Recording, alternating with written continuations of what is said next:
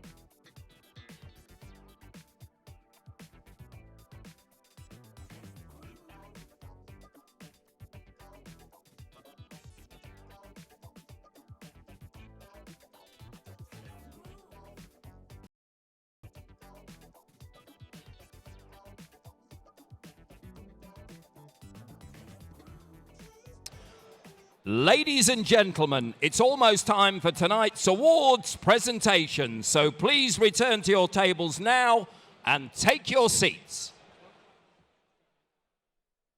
Ladies and gentlemen, please take your seats now. This evening's presentation of the Football League Awards 2015 is about to begin.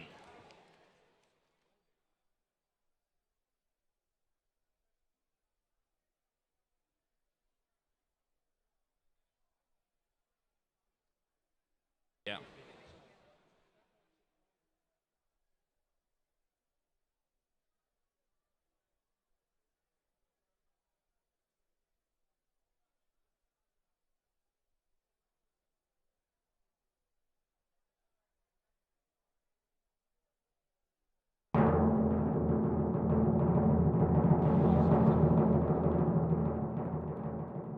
Ladies and gentlemen, it's now time to reveal the winners in the 10th Anniversary Football League Awards as we celebrate a decade of top football action. Well, we promised you the unpredictable, promised you the improbable. We've got it all. It's fast, it's furious, it's highly competitive. Oh, what a goal! Magnificent goal! That is superb. That is just what he's about.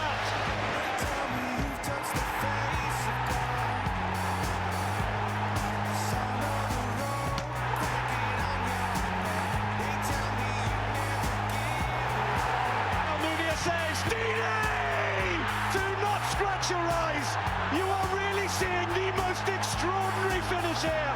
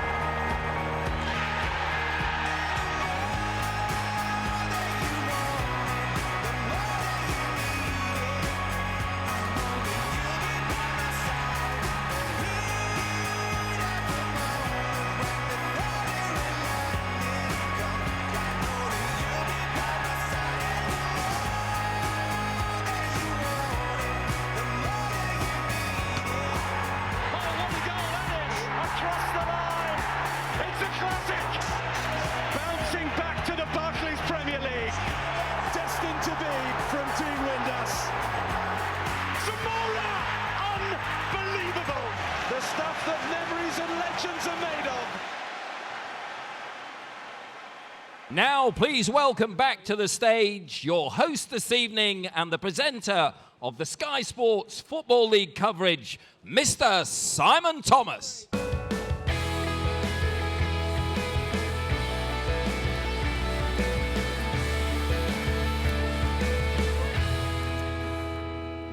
Strap yourselves in, ladies and gentlemen. Stand by. Here we go. Welcome once again to the 10th anniversary of the Football League Awards, and indeed, welcome also to our online viewers who tonight are treated to a front row seat for the awards, with live coverage of the ceremony being broadcast to a global online audience by the Football League Club's 72 clubs, the Football League's official YouTube channel, and also on skysports.com and The Sun online. Ladies and gentlemen, what a season it has been. First of all, adding to what Sean said earlier, congratulations to Bristol City, who yesterday were crowned League One champions. A sensational season for them under Steve Cottrell. And, of course, congratulations once again to Jimmy Floyd Hasselbank's Burton Albion, yesterday promoted to the third tier for the first time in the club's history. But, you know, throughout the divisions, you don't need me to tell you this, but you know there is still an awful lot to play for, not least of all in the Championship. The first hector of the evening. Good evening to you. Welcome along. We have an incredible promotion race. The 2 automatic promotion places in the Championship yet to be decided. There are 2 playoff places still up for grabs. We are in for a compelling end of the season. It's been a season where, once again, the 4,000 goal mark has been broken. A season where more than 16 million fans have watched games in the Football League. The Football League, the biggest single collective of professional clubs anywhere in world football. And tonight, we celebrate not just what has been and continues to be an extraordinary season, we also celebrate 10 years of these awards, which culminates later this evening in our Team of the Decade. So, ladies and gentlemen, to our first award of the evening. And just to explain how it's going to work, if you are indeed a lucky winner this evening, we move to the first of the judges' decisions. So if you are a winner, of course, you will be joining me on stage, which is going to be a massive privilege, obviously, for you. But this is important. This is important. Please do stay at your table until I personally invite you onto the stage. Please do not go early. If you do, our voice of God, Mr. David Craig, in the shadows behind you, will arrest you with a loud voiceover and get you back to your seat. And then I will invite you personally up here, and you can have your moment of glory. If you are a divisional winner, by the way, your award will be brought to your table a little later this evening. So it's only overall winners who will be joining me on stage here. Wait for your cue before heading this way. Here we go then to our first award. And as you know, Football League clubs right across the division rely on passionate, hard-working employees. And our first award of the evening, the Tokyo Marine Kiln Club Hero, recognises the loyal and dedicated service of those who give their entire working lives to their club and whose contribution often goes completely unnoticed. But ladies and gentlemen, not tonight. To reveal this year's Club Hero, please welcome Tokyo Marine Kiln's Executive Operations Officer, Alistair Blundell.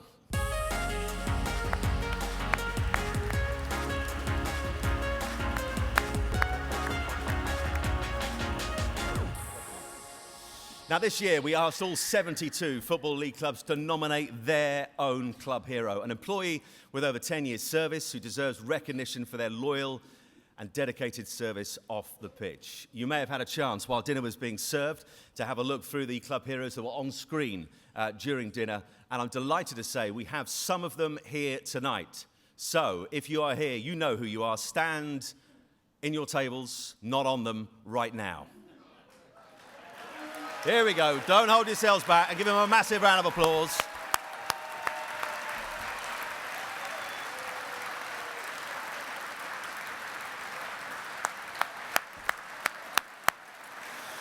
Well done. Well done. Tremendous. That is it. You're done. Well done. You can now carry on drinking or start.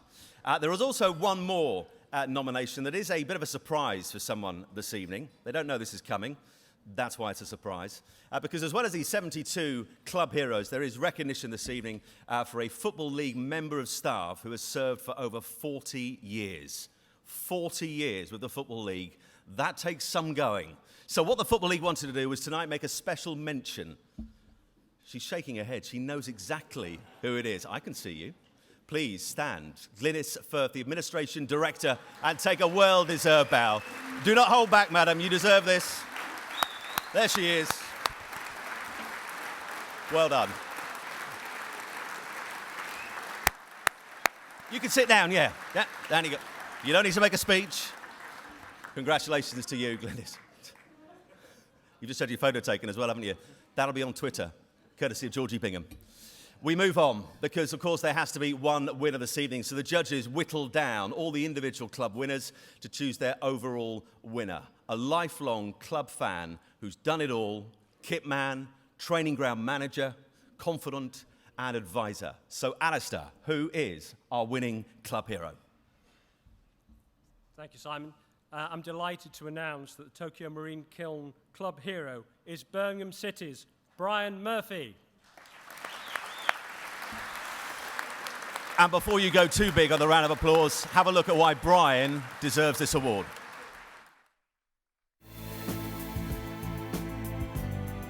Brian is basically an institution at Birmingham City. You name it, he's done it. He's done every job that's going, and he's been, for 20 plus years, he's been a fixture around the ground and the training ground. I was at my old firm, and we was redundant, You know, and I thought, I ain't going to go on the dole. So what I'd done was come voluntary for Blues, for Birmingham.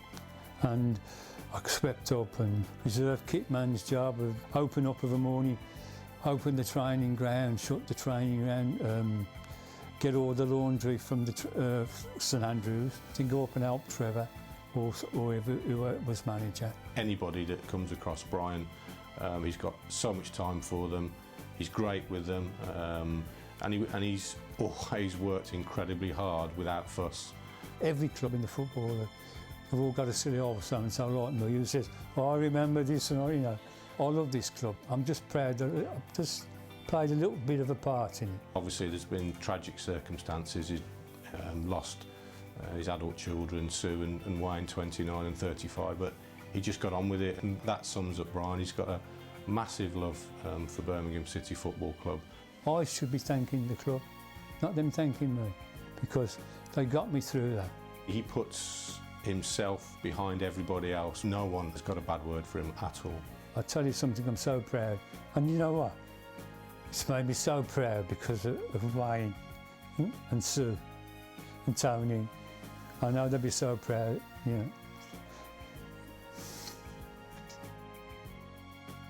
What a man. What a man. And unfortunately, Brian can't be with us this evening, so here to collect the award on Brian's behalf, please welcome the Head of Media and Communications at Birmingham City, Colin Tatham. Brian has been a lifelong Blues fan, has been working tirelessly for the club since he was made redundant after 35 years.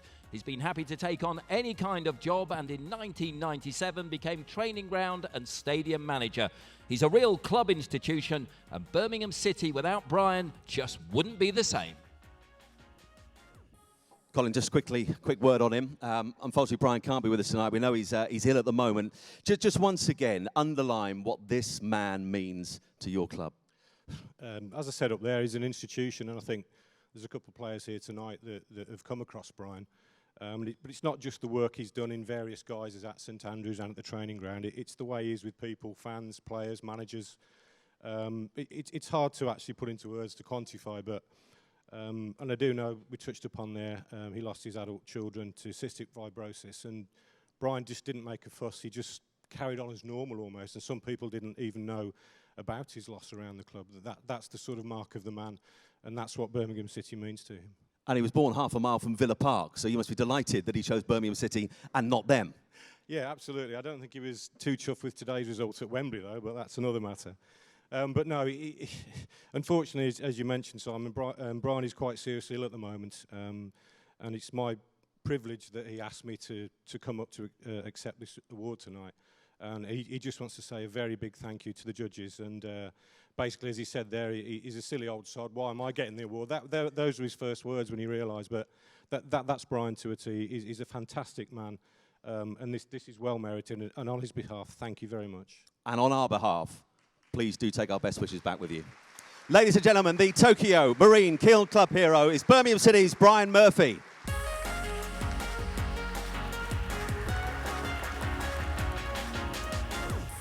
And congratulations, of course, to all of our club heroes, particularly those who we've seen here tonight. And we ask you at the end of tonight's awards to make your way here to the stage to collect your club hero plaque, and also, of course, to have your photo taken as well. To our next award we go now, and it is this year's Apprentice Awards. This is for players between 16 and 18. Now, these are sponsored by the League Football Education, which was established in 2004 by the Football League and also the PFA to deliver the apprenticeship in sporting excellence education programme at all 72 Football League clubs. And tonight, Lfe is proud to name the Apprentice of the Year in each of the 3 divisions. As well as their trophy, all 3 winners are going to receive a £500 cash prize. Don't spend it in the bar later, hold on to it. And their club will receive £1,000. And to reveal this year's winning apprentices, please welcome the PFA Deputy Chief Executive, John Bramble.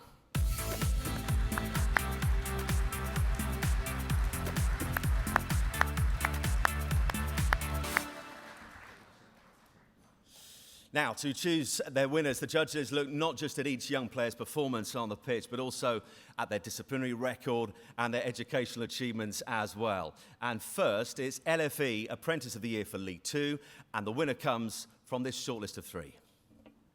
In the running this evening for the League 2 Apprentice of the Year, Portsmouth's Connor Chaplin. AFC Wimbledon's Ben Harrison. And Stevenage's Ryan Johnson. But who takes the trophy? John, we need a winner. And the winner of the Lfe Apprentice of the Year in League 2 is Connor Chaplin. And Connor, this is your invitation. Please make your way to the stage. Connor signed a 2-year professional deal with Pompey last October after excelling in the under-18s and scoring 11 goals in 11 appearances. He made his Sky Bet League 2 debut in December, coming off the bench at Fratton Park against Accrington Stanley, and he's gone on to make a handful of first-team appearances. He's without doubt a rising star.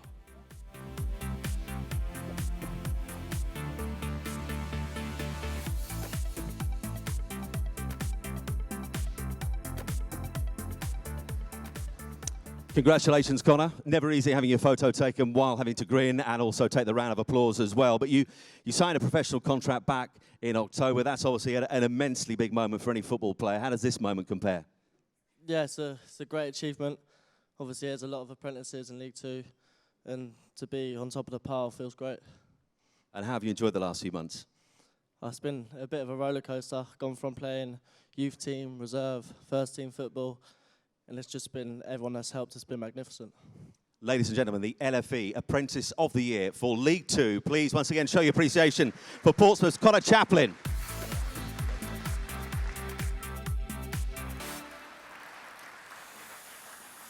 The same criteria, ladies and gentlemen, performance, discipline and educational achievement gives us our next Lfe Apprentice winner, but this, of course, is for League 1. And John will make the presentation to one of these 3. On the League 1 shortlist tonight, Crewe Alexander's George Cooper, MK Dons' Giorgio Razzolo, and Sheffield United's Lewis Reed. And now we need our winner. John, please. The Lfe Apprentice of the Year in League 1 is George Cooper. And Mr. George Cooper, please join us on stage. George came through Crewe Alexander's academy to sign a 3-year professional contract in April of last year. He made his first team debut for Crewe Alexander in September, quickly finding his feet to score his first goal in October. He follows in the footsteps of other Crewe Alexander academy products by finding the net in a Football League game aged just 17. Without a doubt, he's one to watch.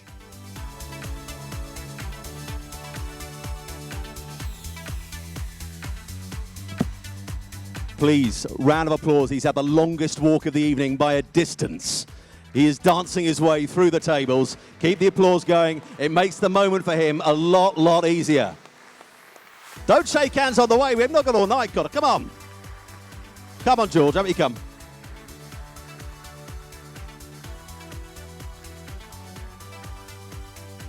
George, congratulations. This is the worst bit. Quick photo. Stand by, ladies and gentlemen. Done. Great to see you. We know all about this amazing production line of talent that the Crewe has produced down the years from that academy. You joined the likes of players like David Platt, Dean Ashton, to name but a few. What does this moment mean to you? Well, personally, it's my biggest achievement, so I don't know what to say. Did that feel like the longest walk in history? Yeah, took ages. It did. And because it took you so long, we will let you go. But congratulations once again to the Lfe Apprentice of the Year for League 1. It's Crewe Alexander's George Cooper.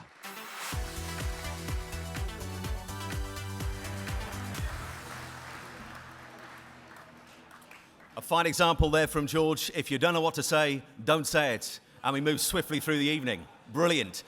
John, though, can go nowhere. We have one more presentation to make, and it is, of course, the Lfe Apprentice of the Year, this time in the Championship. And here, once again, is the shortlist. The three championship contenders for Apprentice of the Year are Leeds United's Lewis Cook, Charlton Athletics' Joe Gomez, and Millwall's Fred Onyedinma. But who takes the trophy? John, the winner, please. The Lfe Apprentice of the Year in the Championship is Lewis Cook. And Lewis Cook, stay right where you are because we're going to have a little look at you in action.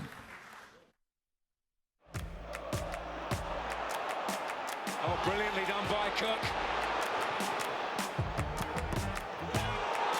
I've worked here 17 years and Lewis outshines every single apprentice we've ever had in the academy. You know, his commitment, his talent, his endeavour, his work ethic and his academic ability as well. I didn't ever think that anybody would surpass James Milner, but he has. Obviously he's got an undoubted ability and you know he's been earmarked from day one as as a player that can make that progression and he hasn't disappointed. First time I saw Lewis he would have been probably 6 and you could see it then, you know, the competitiveness, the drive, the kind of enthusiasm, the passion for the game that he had and no other young person I'd seen. Wherever he's been in the academy he's sort of played up age groups. And I know we played him up in the 18s when he was 15 and then obviously when he worked his way into the 21s I think he was only 16, 17. Once I'd had Lewis in a group I used him kind of as a benchmark for the other kids in the groups. He showed leadership qualities, he showed strength of character, showed a determination and a drive. Some of the boys will be sat about doing the work but the one that's really got his head down and the one that's concentrating and you know making sure that he gets through his course is Cookie.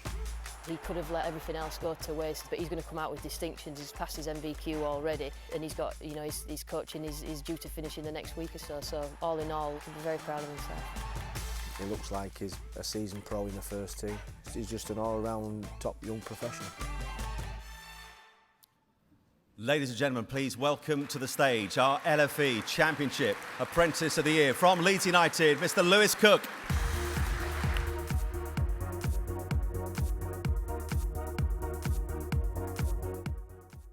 Since joining the club in 2005, Lewis has been a leading player for the Leeds United first team with 26 appearances. The judges said it would be tough to find a more deserving winner and call Lewis simply top class. Lewis, congratulations. Can I first of all say that after what happened yesterday, I'm just delighted that you've turned up. But we won't reflect too much on what happened yesterday because tonight's about you. 38 appearances so far this season. From a personal point of view, getting this award as well, have the last few months exceeded expectations? Well, I didn't expect this season to be as good as it has been. I've really enjoyed it and I'd just like to thank the club for what they've done for me and my family for the support and just trying to balance everything with like schoolwork and playing. It's hard, but they've helped me, so yeah, I've really enjoyed it. And how big a help has Neil Redfern, your manager, been? Obviously, he's believed in me. He's given me my chance. Yeah, Redders has helped me. He's been with me since I was younger. Yeah, he's just brought me through. I'm really grateful for what he's done for me. And with the likes of Alex Mowat, Sam Barham as well, Calvin Phillips making his debut recently. There's some exciting young English talent coming through. Is it a good time from that point of view at Leeds United to be part of the club? Obviously, yeah, a lot of good talent are coming through and it's great to play with them. Obviously, Calv, when he got his goal on his debut, and Moat's been doing really well. And yeah, they're all coming through and it's really good to play in that environment with the young ones. Ladies and gentlemen, our LFE Apprentice of the Year for the Championship from Leeds United, Lewis Cook.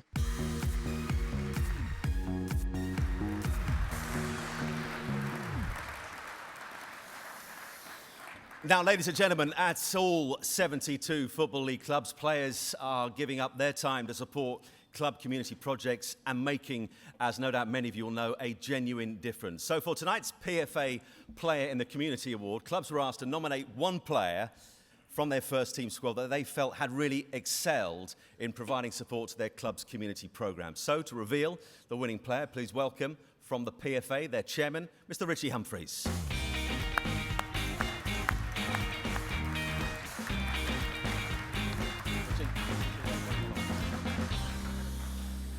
Now, in their search for a winner whose community involvement was above and beyond that which is normally expected of a professional player, the judges arrived at this shortlist of 3.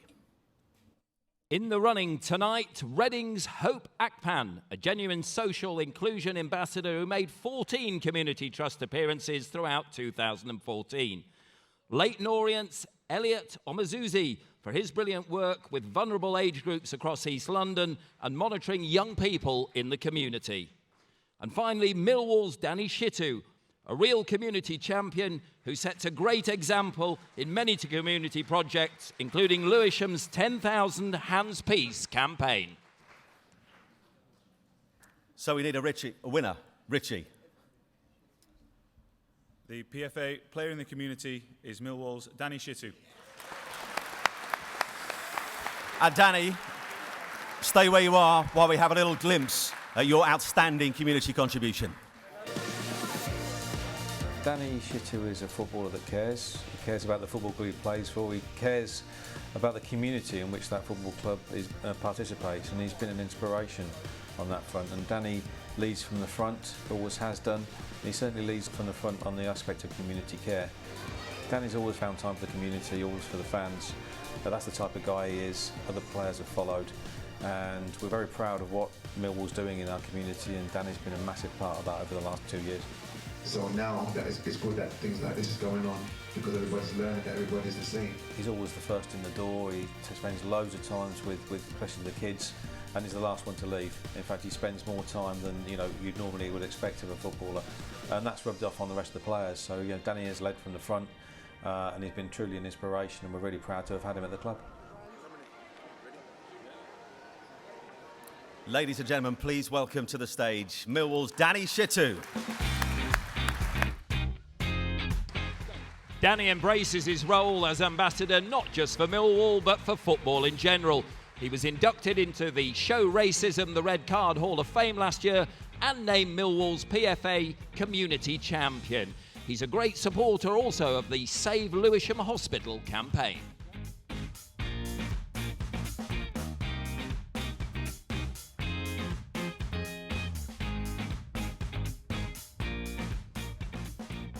Extraordinary. One of the hardest handshakes in football with a don't do that. I'll be disappearing for a hole. Why is it for you? We've seen what you've been doing. Why is it so important that you are involved in the community in the way that you are?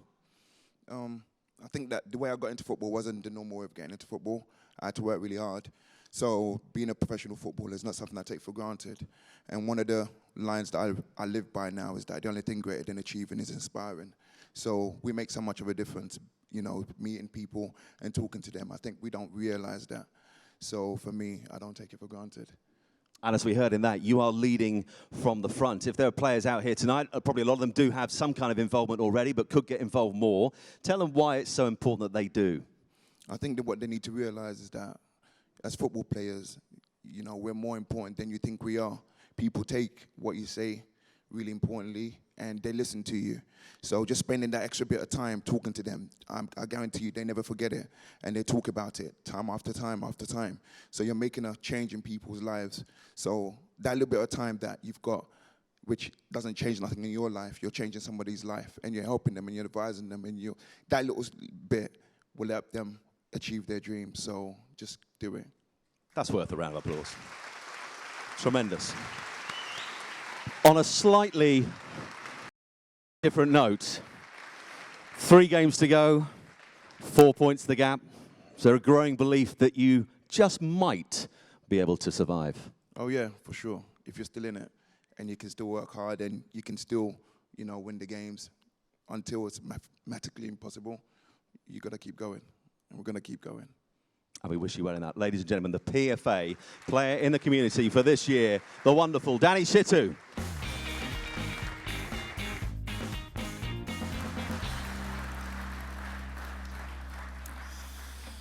Now, kind of continuing the theme of that last award, league clubs operate at the heart of 72 diverse communities right across England and Wales. And each year, the Football League Trust and Club Community Trust invest more than £44 million in our local communities and engage with over 1 million people. It is some going. And tonight we recognise the standard bearers of that work with the Community Club of the Year Award, sponsored by Johnson's Paint. And to present this award, please welcome to the stage their National Sales Manager, John Fountain.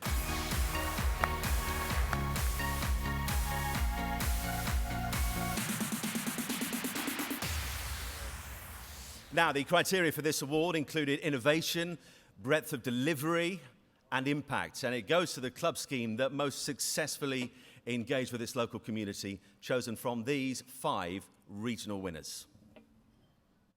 And those regional winners are from the Northwest, Blackburn Rovers. From Yorkshire and the Northeast, Doncaster Rovers.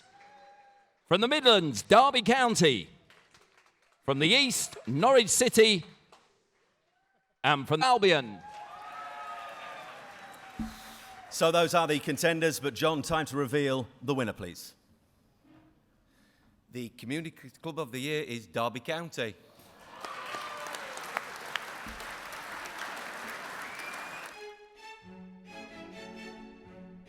It's about using the brand to ensure that we're improving people's lives, and that might be in our health programs, our education programs, our inclusion programs, but it's about us engaging with them in the local community and at the football stadium. The stadium's open 7 days a week. We've got programs, as you've seen today, in the concourses, in the classrooms, over at Power League, so we utilise the stadium every day of the week. We've got over 80 different languages spoken in the city. So for us, it's really important that our programmes reflect the really rich diversity of the city.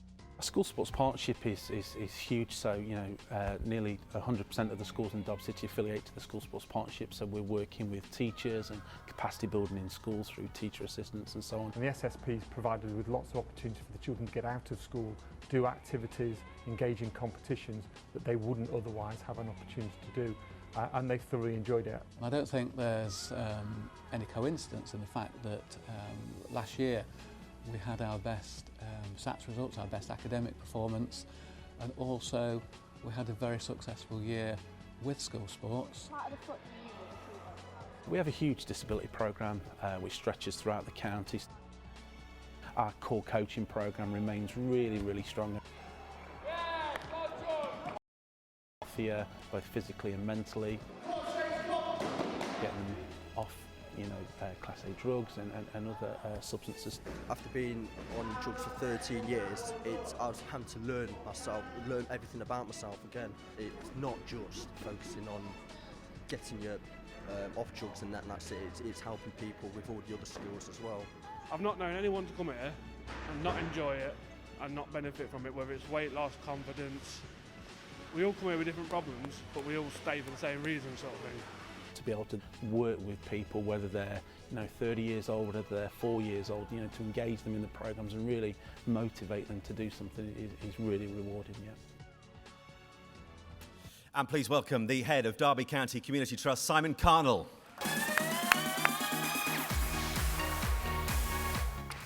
Derby County Football Club recognises that sport plays a prominent role in addressing major issues, including obesity, community cohesion, health inequalities, unemployment and education.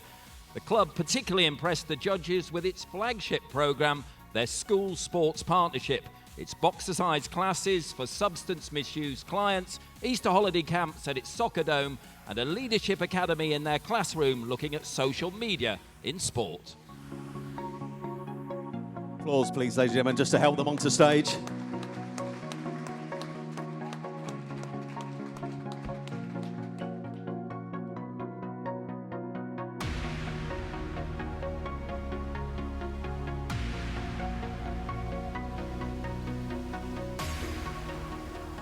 Just stay here a moment, Simon. Just tell us very quickly, this award means what to the club, to you, to the people involved? What does this recognition mean?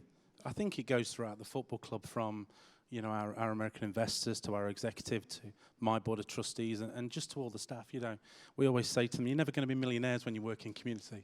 That's not why we do it. We do it for exactly what you saw on the video, which is young people, old people, just raising aspirations and improving people's lives. And what's more nerve-wracking, standing here or the thought of a potential another playoff campaign? I can't go to Wembley again. I can't go to Wembley, but if we're going to go up, it's going to have to be Wembley, so we'll have to do that.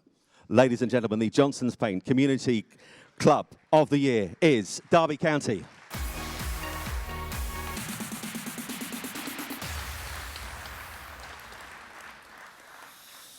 Now, Football League clubs excel at attracting young fans and families to their ground, and around 800,000 under-16s league matches every single season, which is terrific. And tonight, we recognise the club that's setting the standard by providing the very best experience for families. And to present the award for the Family Club of the Year, please welcome the Football League's Chief Operating Officer, Andy Williamson.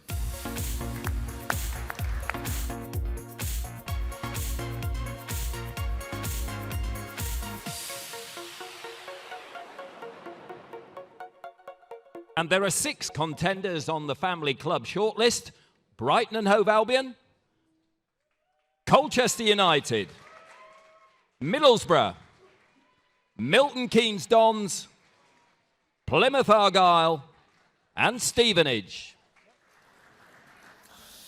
And we have divisional winners, of course we do, but the outright winner to reveal here is tonight. So Andy, first and foremost, which of these is the overall winner? The winner of the Football League Family Club of the Year for 2015 is Colchester United.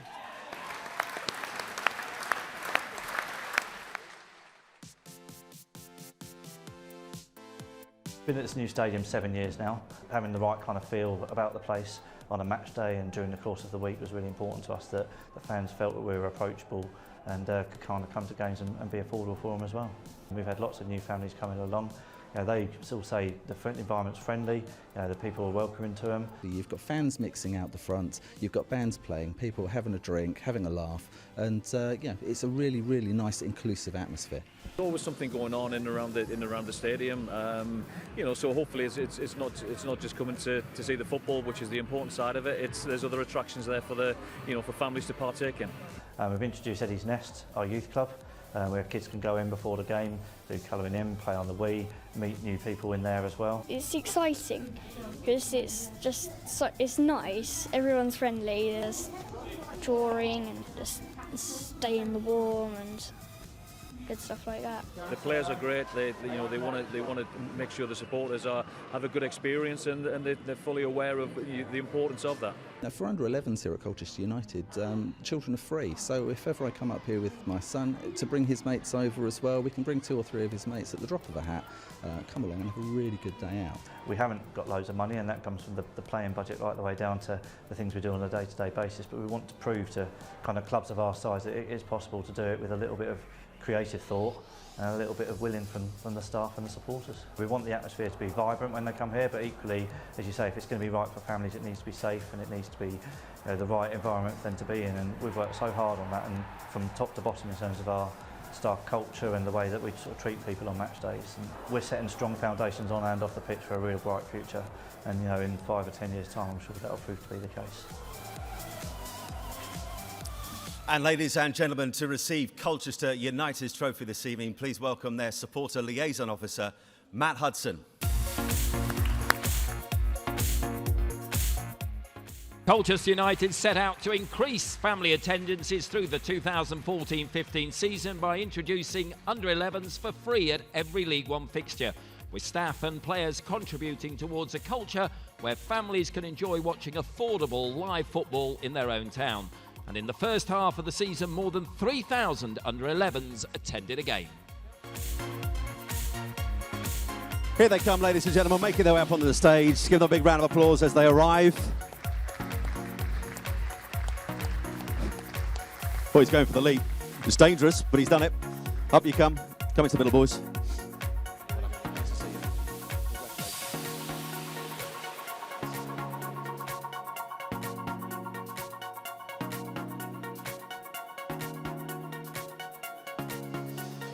Matt, just quickly, we're not going to talk about the R word. We'll just talk about this award tonight, because essentially what you're doing is you're creating that fan base for the future. How, therefore, important is this award tonight in doing exactly that? I think it's really important. I think, like you said, the season hasn't been great on the pitch, but you've still got to build for the future. You said 3,000 there. We're now up to 6,500 under-11s that have come for free this year. New families coming all the time. At a new stadium which is suitable for families, and I think they really enjoy coming along. Did you imagine those kind of figures?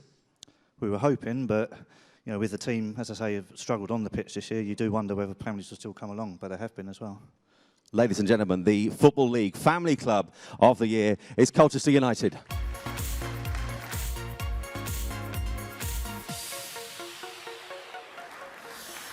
And also, ladies and gentlemen, if I could ask you to give a round of applause as well to our divisional winners. So congratulations in League 2 to Stevenage, and for the Championship, Brighton and Hove Albion.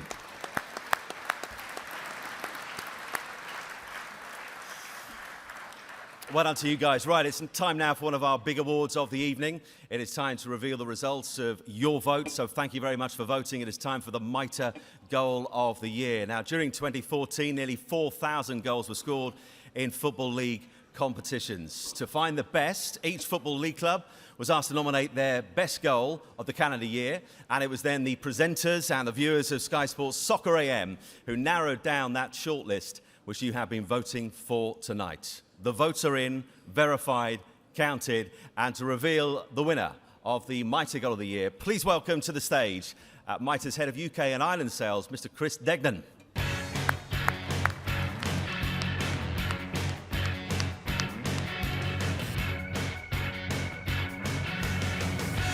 And before Chris reveals the winners, here is a reminder once again of the all-important contenders.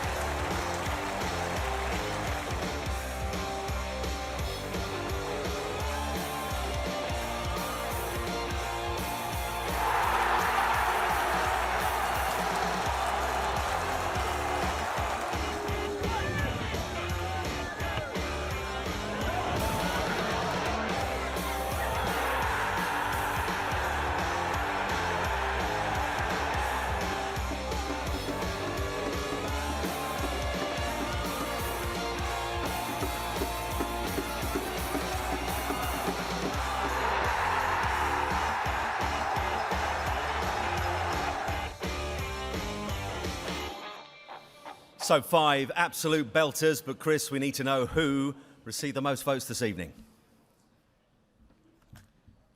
The winner of the Mitre Goal of the Year is Preston North End's Joe Garner. Ladies and gentlemen, Joe is not with us tonight, so please welcome to the stage the Chief Executive of Preston, John Kay.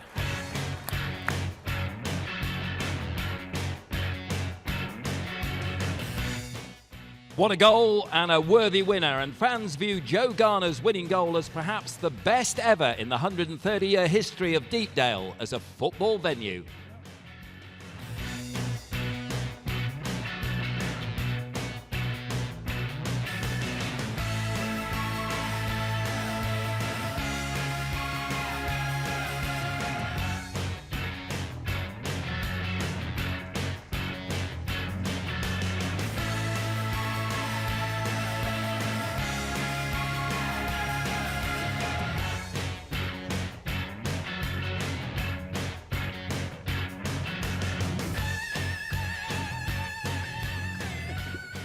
John, just come a little bit more into the middle, just so our online audience can see us.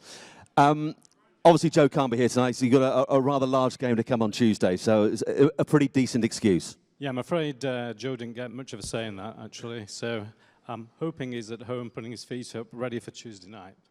Yeah, Mr. Grayson's order, and we can understand that. YouTube entry title for this goal says the best goal ever scored. Some might debate that, but in Preston's history, where does it sit? Right up there, right at the top. I can remember a striker called Alex Dawson who scored many goals for Preston North End a long time ago, but this was probably a better goal.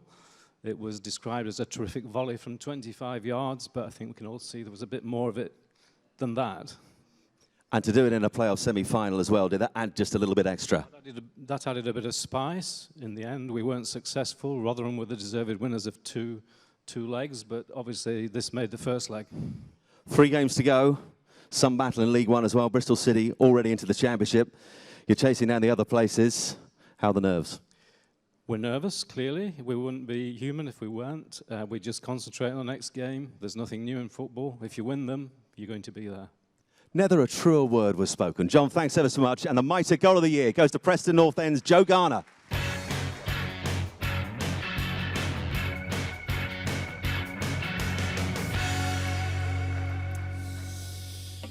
Now to one of the evening's other big awards. And our next award gives us the opportunity to recognise someone that has reached the end, sadly, of a truly outstanding career playing in the Football League and having been an absolute credit to his profession right throughout. The Sir Tom Finney Award is presented annually by the Football League to a player that is cut from the same cloth as the great man himself. Pipe down on the Leicester table. You know what's coming. Not everyone here does. Here to present the award tonight, please welcome the Daily Telegraph's football correspondent, Mr. Henry Winter.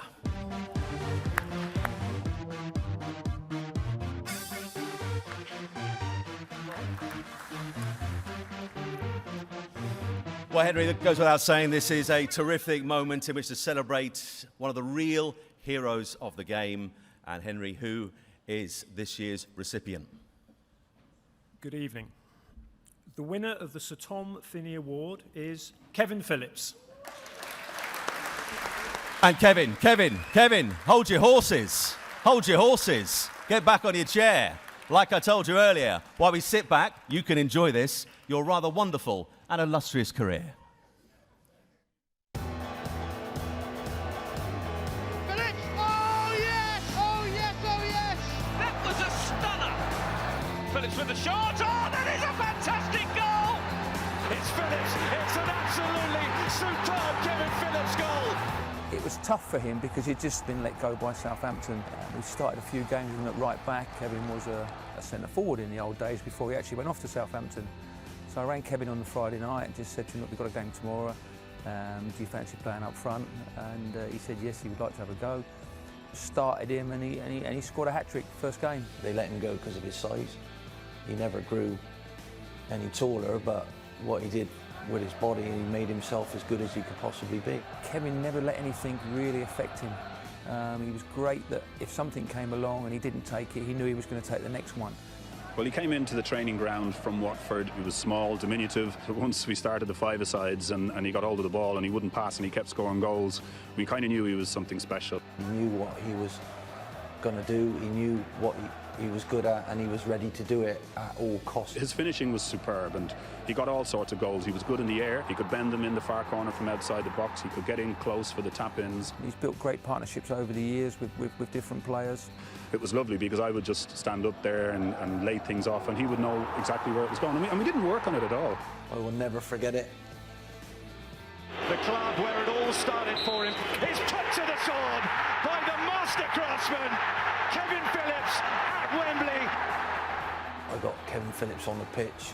Who's going to take that penalty? Did I trust him to score it? Absolutely. I think that the day he brought home the European Golden Boot, I think that was the day when he said, right, this guy is particularly special. He hasn't just done it for one season or 2 seasons or 3 seasons. He's probably done it for 16, 17 seasons. Well, if there's one player you want on the end of that, it's Kevin Phillips. Extremely talented young man and a great friend. Someone, you know, just really pleased that I bumped into him along the way. He added 6 years onto my career. In an entertainment business that football is, to be at the top of it like Kev was, to have to score goals like Kev had to, and to keep doing it, that's what puts him aside to everybody else. Legend, it doesn't describe what he is up in these parts. The best professional, I would have to say, that I've ever worked with. Ladies and gentlemen, please welcome to the stage the best professional that Ian Holloway has ever worked with, Mr. Kevin Phillips. Kevin retired at the end of last season after a memorable playing career that saw him score 272 goals in 660 senior appearances for 9 different clubs. It saw him win promotion from the Championship to the Premier League on 5 occasions, winning the title 3 times, and he was named Championship Player of the Year in 2008. And Kevin, so many different aspects of his career to look back on, but that 99-2000 season when he won the Premier League Golden Boot, the European Golden Shoe, all the awards were coming your way. To be awarded tonight, to be recognised in this way means what? Quite humble, very, very humble. And I was on Goals on Sunday this morning, and I was more nervous sitting next to Vinnie Jones, and I have been coming here tonight. So, yeah, very, very thankful. And, you know, this means an awful lot. I've achieved a lot in my career, but this award is right up there at the top, and I thank everyone for voting for me. Thank you. And is it that period at Sunderland that you look back at with the fondest memories? Yeah, definitely. I think, you know, those 6 years at Sunderland certainly put me on the map in world football. And obviously winning that European Golden Boot and beating, you know, the likes of Luis Figo and people like that. And I thank God that there's Ronaldo and Messi at the moment, because I don't think that record's going to get beat for a long, long time. So, yeah, you know, I'm delighted, and I've had a fantastic career. And when you honoured them young apprentices earlier on this evening, and I hope I inspire those young players coming from non-league to just go out, enjoy yourself, express yourselves, because hopefully I can show you what you can achieve. And Henry, we rightly talk about the promotions, we rightly talk about the goals as well, but as a model pro, where does this man for you rank? Right up with the very best. He represents many of the qualities that Sir Tom Finney represented, the goals particularly, the pride in the shirt, and a fantastic credit to his profession. And from a journalistic perspective, he's been an absolute joy to work with down the years, and I thank you from my profession to your profession. And do we need more men like him in the game? Yeah, absolutely. I mean, looking at him now, he looks like he could still play. Up until about 2 weeks ago, I was considering it, because we weren't scoring many goals at Leicester. But I think 3 wins in the last 3 games, I don't need to pull my boots on. But what I would have to say, coming from, I think, the best journalist in the game at the moment, from Henry, is, you know, that means more to me than anything. And if I can, as I said, if I can inspire any youngster, then I'm happy to do that. And looking back at yesterday's game, of course, a late inclusion in the side for Leonardo Ulloa. He scores that goal. You've been doing a lot of work with him recently. Did he run over, wrap his arms around you and congratulate you and say thanks ever so much? Well, he scores the goal yesterday. We were dealt a late blue with Nugent injured in the warm-up. Leo comes in, scores the goal. He comes running to the bench, and I've got my arms out thinking he's coming to me. I've worked with him day in and out, and he runs to our player liaison officer who's sitting there. He runs past me like that, and I'm like, where are you going? Any chance or what? I've worked with you day in and out, but no, it's listen, you know, it's strikers. It's one of those, isn't it? You know, I'll take the credit, but the players take the credit, because the last 3 games have been outstanding, and if we can continue that from now to this season, we'll be okay. And you were outstanding in the amount of promotions that you made from the Championship to the Premier League. You did it just for the 5 times. We've just seen that amazing penalty at Wembley from a couple of seasons ago against ice-cold nerves, as we'd expect. But what do you make of this season's extraordinary promotion race in the Championship? The Championship never surprises me. It's one of the best leagues in the world in my eyes, and I've been promoted out of it 5 times. And this year I couldn't call it. If you had to nail me down, I want to. You saw the penalty against Watford on the telly, on the video there, and I would say it's going to be them this year. I hope it's them. I would say perhaps Bournemouth might do it, but who knows? You know, it's so close, even for the playoff spots, and it's the best league in the world for me. It's absolutely incredible. Henry, thanks ever so much. But ladies and gentlemen, the receiver of this year's Sir Tom Finney Award goes to the wonderful Kevin Phillips.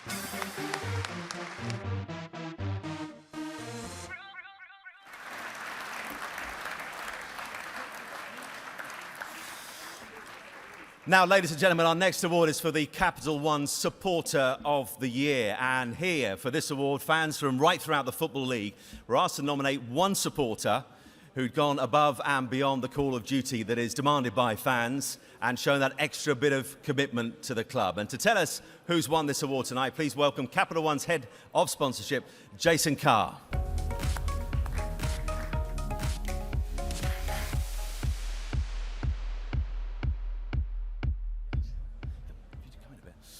Now, I should point out at this particular moment that each of the 3 finalists here is already the Capital One Supporter of the Year in their particular division, but there can be only one overall winner, and here is the shortlist. And those 3 divisional winners are from League 2, Exeter City supporter Greg Hill. From League 1, Crawley Town supporter Tracy Cole. And from the Championship, Brighton and Hove Albion supporter Sarah Watts. But which one takes the prize? Jason, please tell us. The Capital One Support of the Year is Sarah Watts.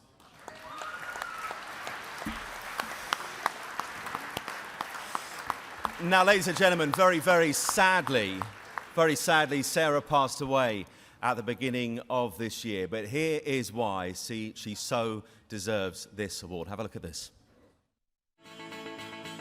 There was nothing that would shift her if there was something she wanted to do. Football clubs can't survive without fans like Sarah. If she wanted something, she would move hell and water to get it.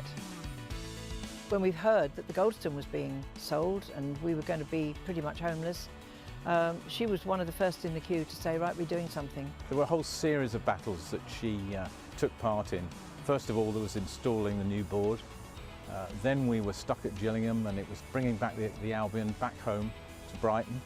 And then, of course, it was getting planning permission for our fantastic new stadium. There was a sort of suggestion that the fans needed to do something. That was how we really got involved. We passed ideas through the chairman, and he said, no, that will never work. And then 6 months later, they were adopted as his plans. But he didn't basically make the rules. We made the rules, and everything that happened on what is a long journey. What a journey. She was utterly reliable. We could rely on her for anything, but you would find her behind the tables, getting postcards signed, getting letters written. She was always part of the Albion team.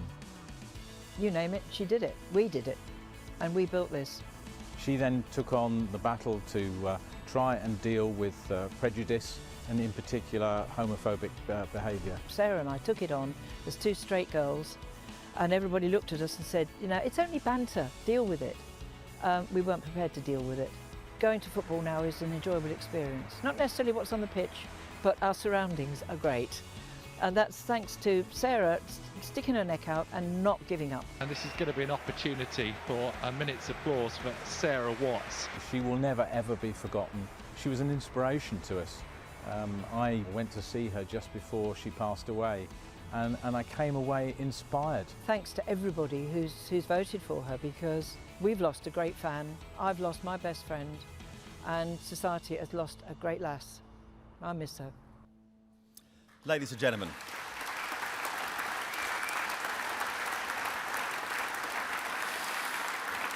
please welcome to the stage to collect Sarah's award tonight, the lady you just heard from there, Liz Costa. Sarah was well known for her relentless campaigning to change the law regarding homophobia in football, and she played a vital role in ensuring the American Express Community Stadium was built through her work on the Falmer for All campaign. When she sadly died in January, tributes poured in from fellow fans, former players and leading figures across the game.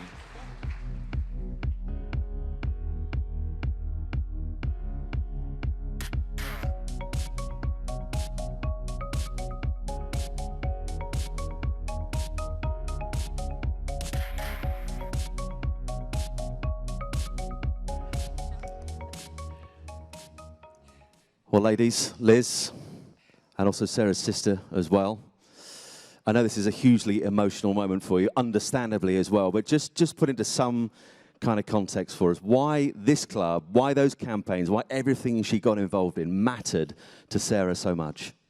Firstly, I think we've got the best club in the world, and for that we wanted to fight. And I mean, there wasn't an argument. Something needed to be done. We needed to keep our club, and a few of us got together, and Sarah was one of the leaders. We followed. And we saw that amazing applause that took place in the game against Brentford.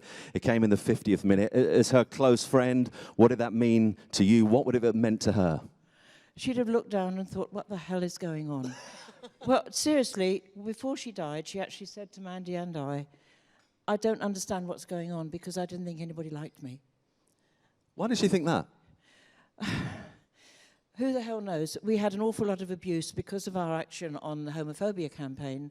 The local North Stand Chat, which is our local club, social media and everything else, we got an awful lot of abuse because people were totally against what we were doing. She wouldn't give up, and as she didn't, then I wouldn't. So we stuck together and dealt with it. But that was the sort of the perception that nobody really cared. And we told her that she did matter. And Mandy, your sister approached death with incredible dignity, didn't she? Absolutely, yeah. She just took it on within an hour of finding out that she was going to die. Within weeks, she said, "That's my pathway. Let's just go with it." And she was so calm and she was so brave. Amazing girl. You two have been brave as well tonight, standing here. Mandy, Liz, thanks ever so much. Ladies and gentlemen, this year's Capital One Supporter of the Year is the late Sarah Watts.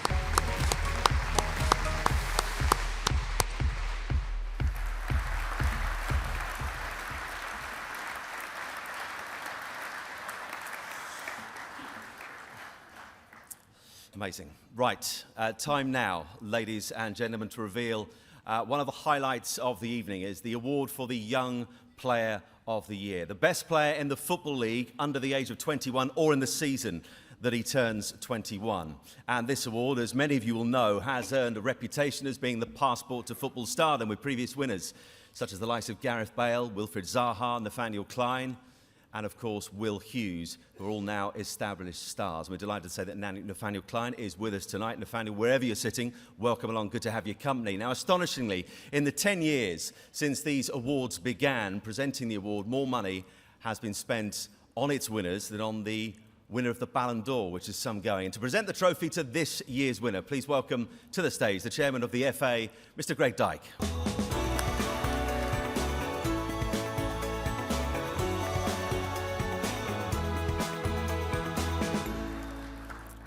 Now, Football League clubs invest around £60 million annually on developing these stars of the future, and it is a huge testament to the league's commitment to youth that around a third of the players registered to play in the Football League qualified for this particular award.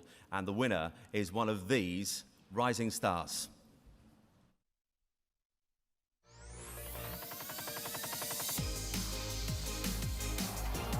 Since starting his career at his hometown club Nottingham Forest, 21-year-old Patrick Bamford has already made more than 100 Football League appearances, as well as representing England at under-21 level.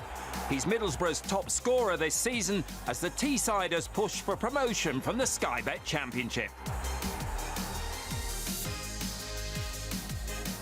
19-year-old Dele Alli joined the Dons Academy as an 11-year-old before making his debut aged 16.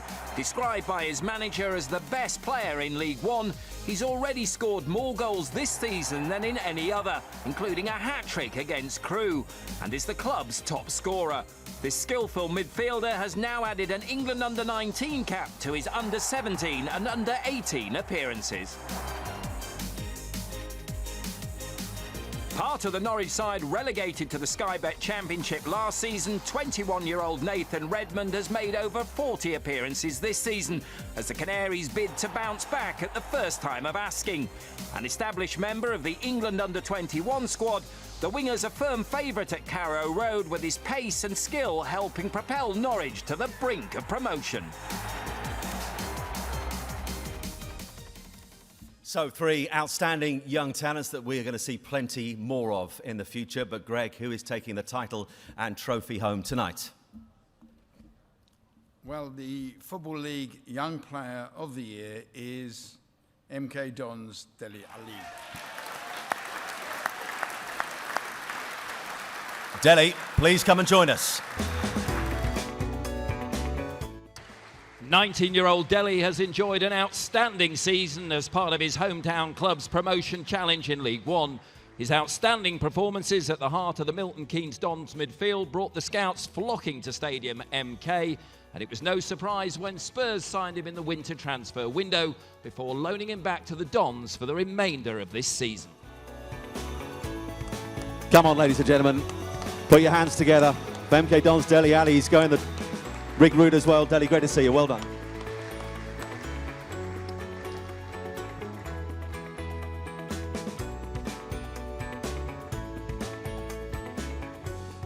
Dele, congratulations. Well, what a season you're having. You had that incredible run in the League Cup when you beat Manchester United by 4-0. You've, of course, got this incredible promotion race that is cooking up as well. You're having a terrific season, joining Tottenham, loaned back to MK Dons. So much happening. Where does this award rank? Yeah, you know, obviously I set myself goals at the start of the season, and this is a surprise to me, to be fair. But yeah, it's been a really good season, and I've outdone myself, and I can't thank my teammates enough. Everything I've achieved this year has been thanks to them, so yeah. And that win against Manchester United in the Capital One Cup that I mentioned, from a personal point of view, because of the way you performed and the team as well, how much self-belief did that give you? Yeah, you know, we know we're a good team, and that was a great time for us to show everyone what it was about, and I think we did that well. So yeah, it was a good platform for us as a club, and you know, the club's going forward, and we just wanted to show that. And you made that move to Tottenham. You've now come back to MK Dons. You're much more on people's radar than you were before. How are you dealing with the new expectations? Yeah, you know, I'm still an MK Dons player. Like, I'm on loan there, so I'm just, at the minute, I'm focusing on that and hoping to get promoted. So I'm just focusing on each game at MK, and then when the season ends, I'll look forward to joining Tottenham. Your manager, Carl Robinson, earlier said he won't be fazed by standing up and addressing loads of people. You're doing remarkably well. It's a confident, lovely performance so far. Just tell us, Carl Robinson, how instrumental has he been in your development? After saying that, I've absolutely stumped him, or are you worried about what you're going to say? No, you know, obviously, I can't fake him enough for what he's done for me. When you're a young player coming through, you need a manager that has faith in you, and since I've joined and I met him, you know, he's had faith in me and put trust in me, even in my first game when I lost the ball and gave away a goal.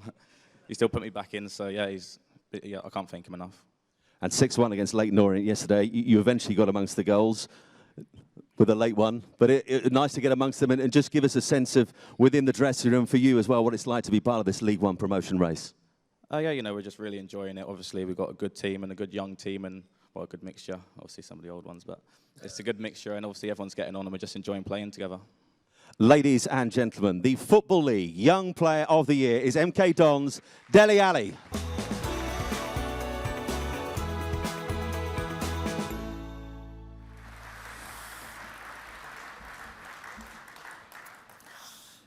Next tonight, we head to the Sky Bet Player of the Year Awards for the Championship for Leagues 1 and Leagues 2. Now, the winners of these awards have been chosen by the people who should know them best, the 24 managers from each division. They were asked then to choose their top 5 players in order. And to reveal the winners from sponsor Sky Bet, please welcome their marketing director, Rob Painter.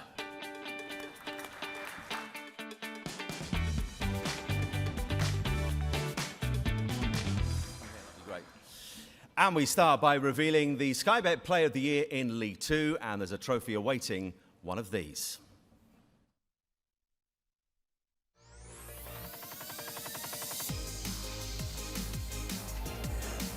A pacey winger with a trick or two as well, 23-year-old Danny Mayer has been an ever-present in Bury's promotion-chasing team this season. Making goals and scoring them, he's become one of the outstanding young players in Sky Bet League 2.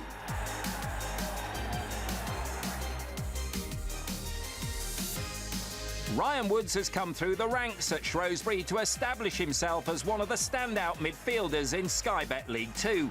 Highly rated by his manager, teammates and fans alike, the 21-year-old has played virtually every game this season as the Shrews close in on promotion to League 1.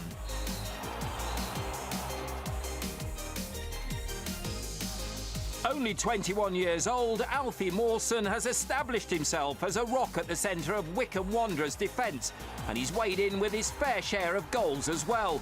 This English defender initially joined the Chairboys on a short-term loan in August, but his performances quickly convinced Gareth Ainsworth to keep him for the entire season.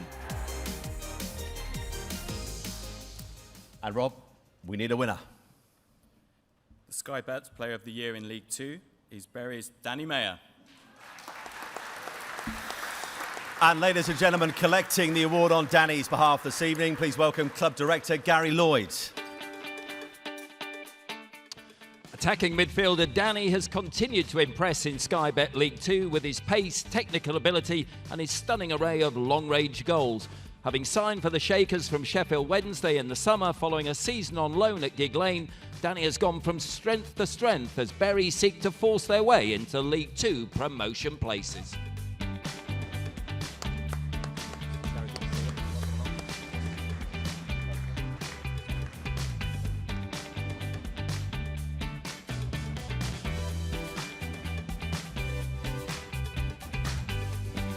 Gary, if we can just have a quick word. Talent-wise, what marks this player out? His pace, his skill, his attitude. He's up there, certainly some of the best youngsters. Well, he's not that young anymore, but you know he's certainly up there. And David Flickloff has likened him to a former Bury striker, David Nugent, now, of course, at Leicester. Can he go that far? Yeah, certainly. Will Buckley as well, also, who Flitty had at Rochdale. He's very similar to him. Also, he can certainly go back to the top. And what Danny has done is he's really kick-started his career at Bury. Why is the combination of the two work so well? He's just found a home, and under Dave Flitcroft as well, he's got a real development manager who's trusted him, believed in him, put an arm around him when he's needed it, and the lad's performed as well.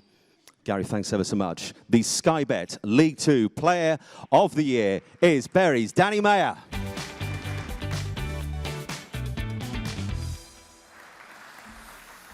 So next it is the Sky Bet Player of the Year from League One, and these are the contenders.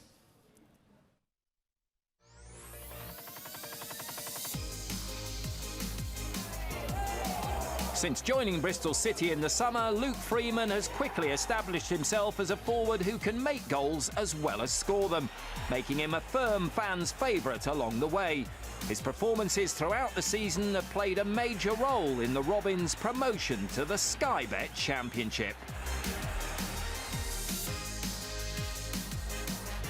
He may be just 19 years old, but Dele Alli has already established himself as the heartbeat of the MK Dons midfield. He's the club's top scorer and is widely regarded as one of the brightest prospects in the Sky Bet Football League, something not lost on Tottenham, who signed him in the January transfer window. Joe Garner's riding high with Preston North End. His hat-trick against Fleetwood and his 4 against Crewe have been the highlight for the fans. And he's already reached the 20-goal mark with games to spare, despite being out injured for 2 months of the season. So 3 brilliant hopefuls, but Rob, who's taking the award home? Sky Bet Player of the Year in League One is Preston North End's Joe Garner. And those of you who can keenly remember earlier, Joe is not here, so please welcome back to the stage, once again on Joe's behalf, Preston North End's Chief Executive John Kay. A move to the club he supported as a boy has reinvigorated 27-year-old Joe Garner's career, and his sensational goal-scoring form has been the catalyst for Preston North End's promotion challenge. With 22 goals under his belt this term, including a hat-trick against Fleetwood and 4 against Crewe, in March, Joe Garner has been the outstanding player in League One. Round of applause for John Kay again, just to make you feel comfortable as he makes his way up onto the stage for the second time this evening.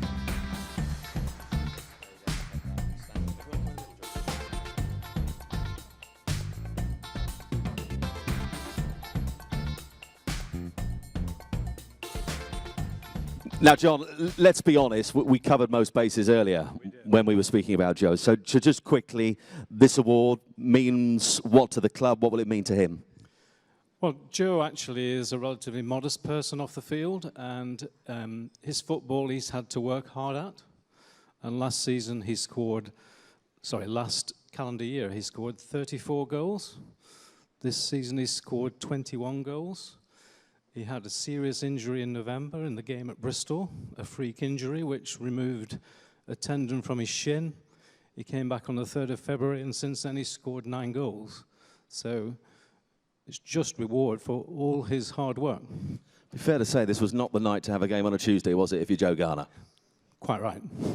Ladies and gentlemen, the Sky Bet Player of the Year for League One is Preston's Joe Garner.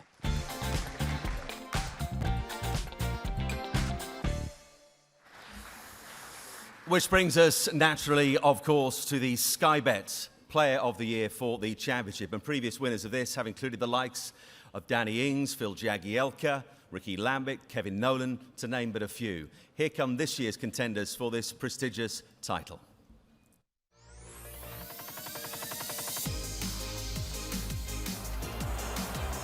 Daryl Murphy scored more than half of Ipswich Town's goals this season, and he's one of the main reasons why the Tractor Boys promotion push is still on track. He's the first Ipswich player for 10 years to score more than 20 goals in a season and is clearly loving life under manager Mick McCarthy.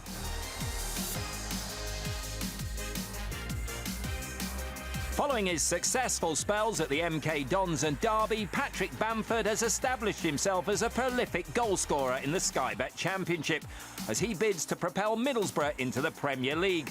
But it's his all-round game that's really caught the eye this term. Quite rightly, Troy Deeney is regarded as one of the hottest properties in the Sky Bet Championship. He's the first Watford player to score 20 goals in 3 successive seasons and is desperate to end the campaign as the Championship's top scorer and help his beloved Watford win promotion as well. So, Rob, the question is, who tonight is our Championship winner? The Sky Bet Championship Player of the Year is Middlesbrough's Patrick Bamford. Patrick, please make your way to the stage. 21-year-old Patrick joined Chelsea in 2012 from his boyhood club Nottingham Forest, who signed him as an 8-year-old. Loan spells at Milton Keynes Dons and Derby County saw him establish himself at first-team level before being given the opportunity to join Middlesbrough for the 2014-15 season. Give him a round of applause again. Patrick Bamford, everyone. And Patrick, when you see who you're up against for this award, does it mean even more? Yeah, to be honest, I'm completely surprised and taken aback by it. First of all, to get announced and to be nominated, and then to come up against the players like Daryl and Troy. It's a massive, massive honour to win. Is that mainly family on the table over there, or is it a mixture of club and family? It's mum and dad, and then the rest is the club. So, give us a wave, mum and dad. Hello. Congratulations to you as well. Let's talk about this season. Let's talk about the last couple of seasons that you've been in the Football League. You're still on the books of Chelsea. You've been at MK Dons. You've been at Derby. You're now, of course, with Middlesbrough. How important have these years, this time in the Football League, been to your development? Massive, to be honest. I can't thank the clubs that have been at enough. And I think starting at MK Dons with Carl, as Dele's already said, is... Why is it every time anyone mentions his name, if they play under him, they start laughing? He's paying us after. So. Ah, nice.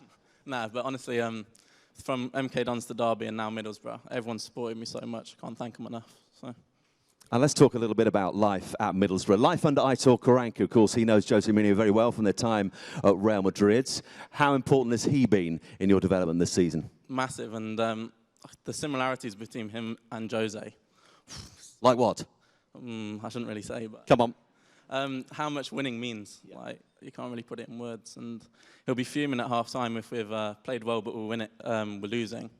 But if we play awful and then we win, he won't really care. As long as we're winning, then we could play the worst match of the season and then win 1-0 and defend the whole game like against Norwich, and he'll be buzzing. Yes, a Norwich fan. Can we just park Friday night? No, you were terrific on the night, but you had an ankle problem you picked up on the night as you approached the final 2 games of the regular season. How's it looking? I'm not sure yet. I've got a scan tomorrow, and then hopefully we'll see how it is. Coming back to Mr. Karanka, I think I'm right in saying you speak German, you speak French. Are you speaking Spanish to the manager yet? Not quite, but I'm trying to learn, and that's another one on the agenda. And what does the future now hold? As we know, you're still on the books of Chelsea, but looking forward, where does your future lie? For me, it's at Chelsea, and that's my aim game at the end of the day. And so this obviously improvement at Middlesbrough should help me towards that, and yeah, that's my aim. And what would it mean to secure promotion to the Premier League with Middlesbrough? A lot. I think being up there up north, you can see how much it means to the whole town, not just the club. And I think that table will back me on this. That everyone, even the men, the women, the kids, it means so much to them. So to be able to go up, it would mean a lot. Ladies and gentlemen, the Sky Bet Championship Player of the Year. It is Middlesbrough's Patrick Bamford.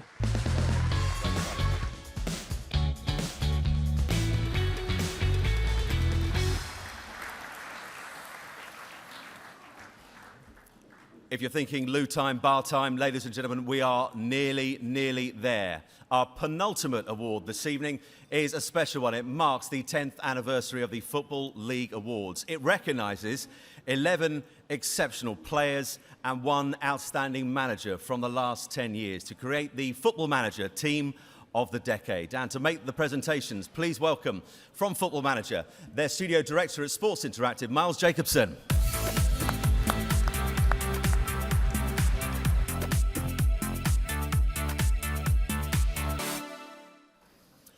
Now, just to explain how this works, to make up this dream team, clubs and fans as well were asked to select their best players and manager, and then after much deliberation, our judges selected the final lineup for the Football Manager Team of the Decade. Miles, it's over to you to introduce the winning lineup. And here is the winning Football League Football Manager Team of the Decade.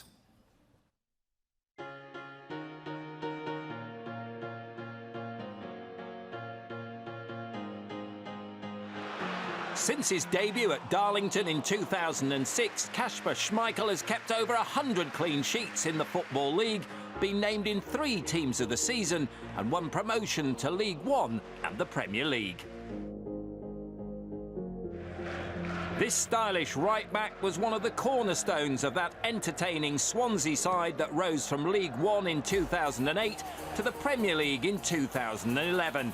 And Angel Rangel's form in that League One title-winning side saw him named in the team of the season. Ashley Williams joined Swansea in March 2008, helping the Welsh side win promotion to the Championship. Named in 2 successive Championship teams of the season, this outstanding defender has also helped the Swans reach the Premier League in 2011. Wes Morgan has made nearly 400 league appearances over the past decade. He's been named in 3 Championship teams of the season and won promotion to the Championship and the Premier League.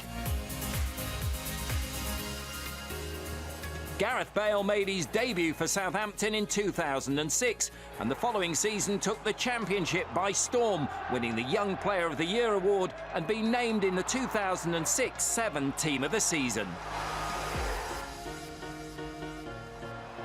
Wes Hoolahan has been one of the Football League's best attacking midfielders for the past 10 years. He's won 2 promotions from League One and 1 from the Championship and was named in the Team of the Year for each of those seasons.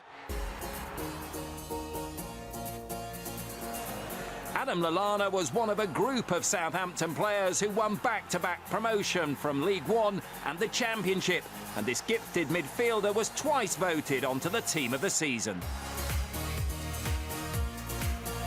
Peter Whittingham has been creating and scoring goals for the past decade, and in the 2009-10 season became the only midfielder to top the scoring charts.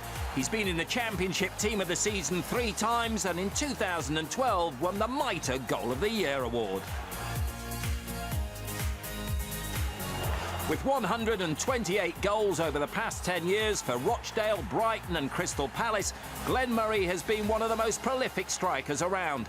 His goals have netted him a League One title as well as promotion from the Championship.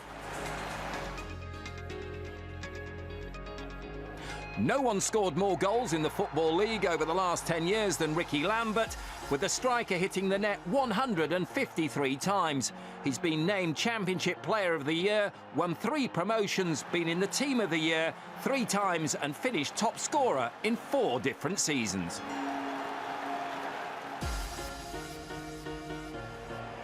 His first goal came in his first start in 2008 and Jordan Rhodes has been scoring ever since.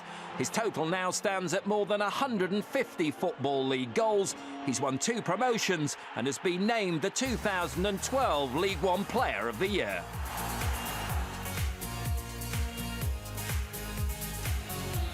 Eddie Howell became the Football League's youngest manager when he took over at Bournemouth in January 2009. In his first full season, he won promotion to League One, and after a spell at Burnley, returned to lead the Cherries to the Championship. His 50% win ratio is testament to this Englishman's footballing philosophy.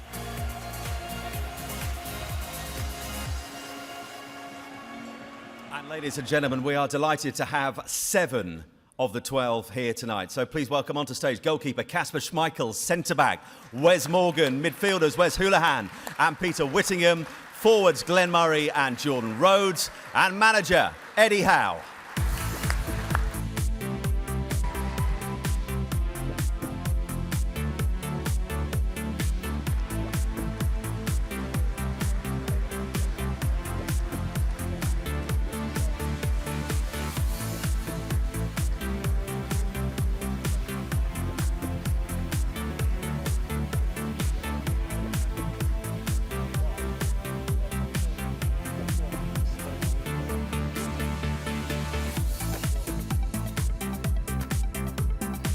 Come on, ladies and gentlemen, keep the applause going. This is a big one. See Mr. Whittingham on his way to the stage. Mr. Jordan Rhodes has slipped in from behind. Well done. Nice to see you, Glenn.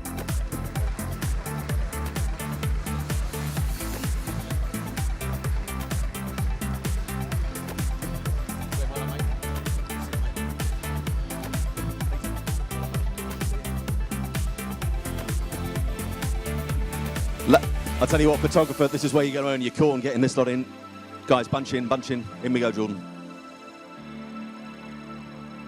Just sort of curl round this way, boys. There we go.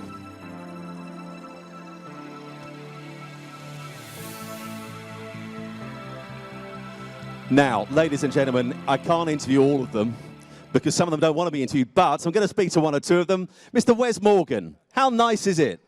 How nice is it to see your Leicester goalkeeper in the same team? Yeah, I'm absolutely delighted to see him in the team of the year, or team of the decade. He's a brilliant keeper. He's kept us in many games for many seasons now, and long may it continue. Kasper, you're grinning like a Cheshire cat. Why? You're just proud to be in the team of the decade, aren't you? Yeah, very much so. Proud of Wes for being in it as well. You know, he's top draw. And you're on this amazing run in the Premier League at the moment, the bid for survival. But last season, what was it like to play alongside this man, to play in that Leicester team? Yeah, last season was amazing. You know, we had a great season, and yeah, playing in behind Wes is great. You know, you don't always have too much to do, which is as a keeper the times you enjoy the most. So yeah, last season was amazing. Glenn and Jordan, just going to come in the middle of the U2 because, of course, Ricky Lambert can't be here this evening. He's involved at Wembley today. We won't talk any more about that. But how would you see this strike partnership, this strike trio working out? I think it would work out well. I think there'd be plenty of goals in it. Jordan, how proud are you to be in this team at such a young age? Yeah, it's a real honour. You know, thanks have got to go to my teammates. You know, I'm happy to oblige to try and score a goal or two. But they're the ones that made the chances and the hard work for us. So, yeah, credit to them. The politest and humblest man in football, by the way, ladies and gentlemen. I'm going to move over here to Mr. Eddie Howe, always very polite as well when we speak to him after the games. Eddie, how excited would you be by the prospect of managing this team? It would be a great side to manage, I have to say. There's a lot of goals in it, a lot of creative flair as well. How would you set them up? Knowing me as I do, probably 4-4-1-1 and try and play some good football and get some goals. And if this team played your current Bournemouth side, who comes out on top? That's a tough one. I'd have to back the Bournemouth team, I'm afraid. And just quickly, understandably as well, based on the season you're having, just quickly, this promotion race keeps on going. We keep thinking someone's going to make a decisive move. We saw that from Watford this weekend, Middlesbrough as well. What's it like to be part of? Well, from our perspective, it's brilliant. You know, the club's come such a long way in a short period of time. We never expected to be in this position. We want to try and relish it. I mean, as you say, it's been, I think, one of the best championship seasons in recent memory. We want to try and get over the finishing line, as do all the other clubs, and it'll be a nail-biting finish for everybody. We just hope we can get there. And you're absolutely right. The journey that Bournemouth has gone on is utterly incredible. You've been a key part of that. So this award tonight, what does it mean to you? It means a great deal. I've got to say a quick word to Jason, we said when we took over we were a team, a management team, and he's been by my side through all that time. And you don't get individual awards when you're a manager. It's all about your team, your staff, and also the players. I mean, Jan's here tonight. It's great that we've been recognised because, you know, the guys have had such a great season. Well, ladies and gentlemen, as you've seen, not everybody can be here tonight, but one player who's not here tonight began his professional career at Southampton in the Championship, and now, as we all know, has gone on to become one of the game's global stars, and he has a few words for us this evening. Hi, I'm sorry I can't be there tonight at the 10th anniversary of the Football League Awards. It's an absolute honour to be named in the team of the decade alongside some great players. I thoroughly enjoyed my time in the Football League and thought it was an integral part of my development growing up to where I am now. So I hope everyone has a great night. Wish everyone all the best and thanks. And thank you. And ladies and gentlemen, once again, show your appreciation for the Football Manager Team of the Decade.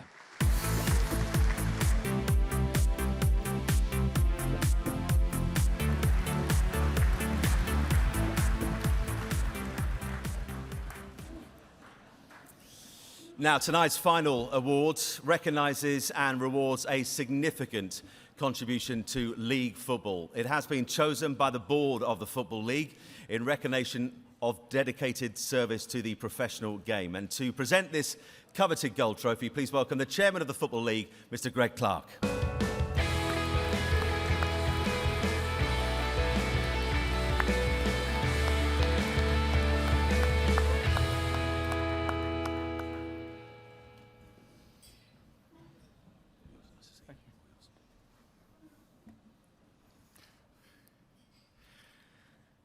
At a time when we continue to commemorate the sacrifices made 100 years ago during the First World War, tonight's winner of the highest honour bestowed by the board of the Football League is made posthumously to a remarkable individual whose contribution to our competition, our country, and preserving our way of life is simply unrivalled. I feel a personal affinity with this award. Many people in this room have relatives who fought for this country. My grandfather fought in the First World War and was wounded on the Somme and captured. My father fought in the Second World War and saw action in North Africa, Italy, France and Germany. And I was proud to join the party who went to France to dedicate the memorial to the Footballers Battalion. Born in Lancashire in 1882, Frank Buckley enjoyed a career as a brave, reliable centre-half with 6 different Football League clubs, earning a solitary England cap. Following the outbreak of the Great War in 1914, Buckley was one of the first professional footballers to join the so-called Footballers Battalion, and he would go on to become its second in command.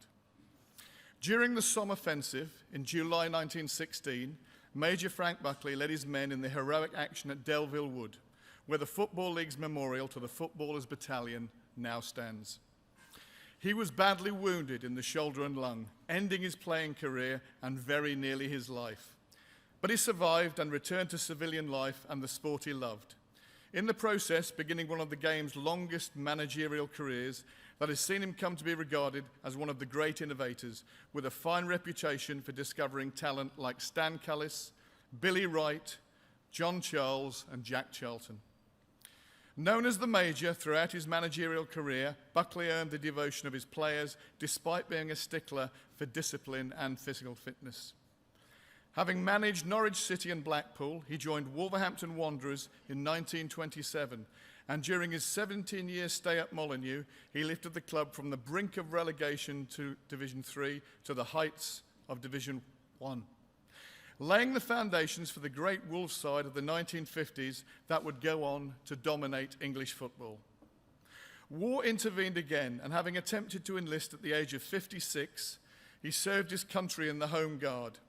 Post-war, he went on to manage Notts County, Hull City, Leeds United and Walsall before finally retiring at the age of 72.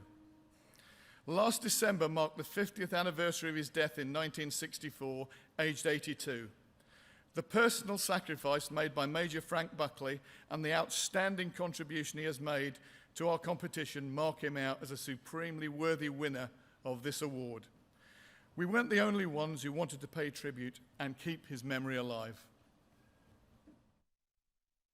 I think it's really important that we respect history, particularly this individual. Not only did he have great success, but he did so much for the game. A larger-than-life character, but it was fascinating that you could clearly see where he was going. His father was a musketry and gymnastics instructor in the King's Liverpool Regiment. Buckley himself joined his father's regiment at the age of 18. Then he was spotted by an Aston Villa scout 3 years later, and he bought himself out of the army for the sum of £18. It was probably when 1911 when he went to Derby, where he won the Division 2 Championship medal and an England cap. That was probably his finest moments. He was one of the first football players to join the army during the First World War. He joined the 17 Middlesex Regiment. Indeed, he became a second in command of the Footballers Battalion. And in July 1916 in Devil's Wood, he was seriously injured in the lungs and the shoulder, and that ended his time in the army. And there's a story of the commanding officer, Colonel Fenwick, when they were on the Western Front and walking through the trenches, he would say, "The men's eyes were for Buckley, not for me." They would whisper, "There's Buckley, the footballer." He first into management was 1919-20 season with Norwich, and from there went to Blackpool in 1923, had some successful times there. He introduced the idea of the tangerine shirts there, and he got some fame. He was a bit of a showman. He managed to bring some of those attributes to his time at Wolves. The reporter asked him why he was giving players at Wolves injections before the season. He told the reporter that it was monkey gland juice. This was a big sensation at the time, and other clubs tried to buy monkey gland juice, and actually he was forced to make it known that really it was inoculation for the common cold. The most incredible thing was that he predicted what would happen in the future. For example, he said there would be all-seater stadia. He said they'd have restaurants in stadiums, something that people couldn't even imagine back then. And he definitely believed in developing his young players and predicted that we'd have academies, and in effect started the academies. He developed players like Stan Cullis, Billy Wright, Bryn Jones, and probably most famous for bringing through and discovering John Charles. A man should be recognised for the work he did. That was true when he came to his players. I think it's true when he came to himself. And Buckley was a man who was a leader. He was a man that stood out. He was a man that really displayed the rights of how to live your life and how to work in life. And ladies and gentlemen, to receive this award recognising the lifetime contribution of Major Frank Buckley, please welcome his great-grandson, Mr. Chris Jones.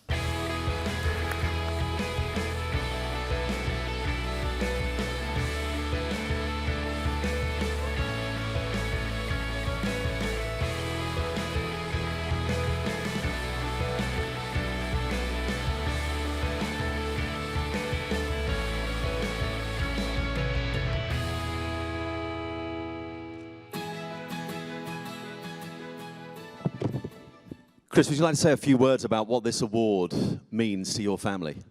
Yeah, so growing up, we obviously knew about my great-granddad's history and success, and we had the challenge of growing up and telling people, who he was.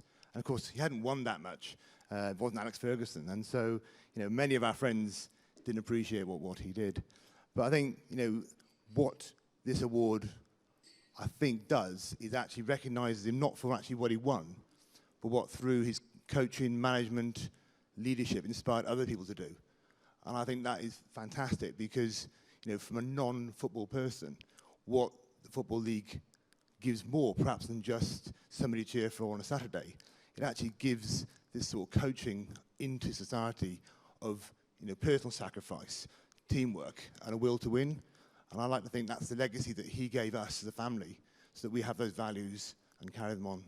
And as you've learned more and more about him down the years, what do you think this award would have meant to him? I think he would have been quite pragmatic. As I say, he's a bit of a showman. Probably would have made a joke. But also, I think he would have pretty much laid most of the plaudits back on his own team, because that's what leaders should do. Ladies and gentlemen, the contribution to League football, Major Frank Buckley.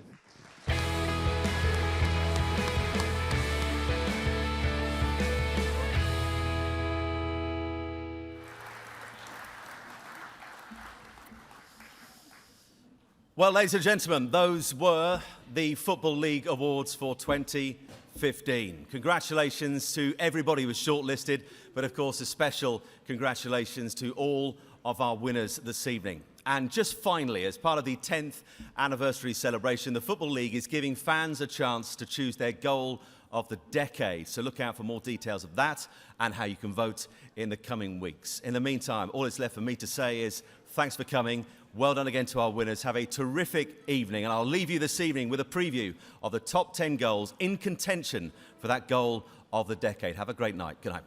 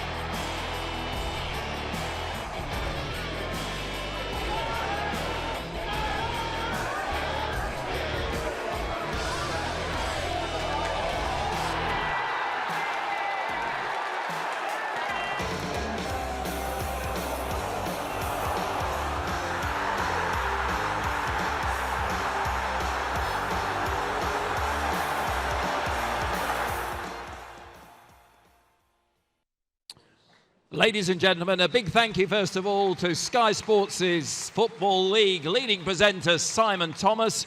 We'd now like to invite all this year's Club Hero winners to the stage to have their photographs taken. So if you're a Club Hero winner, please make your way to the stage. Everyone else is invited to tonight's after-show party back downstairs in the King George drinks reception, where there's music, dancing and a bar till 12:30. You can also buy table photos taken this evening in the main reception area, and 10% of all proceeds will go to the Football League's official charity, Prostate Cancer UK. And finally, a very special mention to all of you for supporting the 2015 Football League Awards. Have a fantastic evening.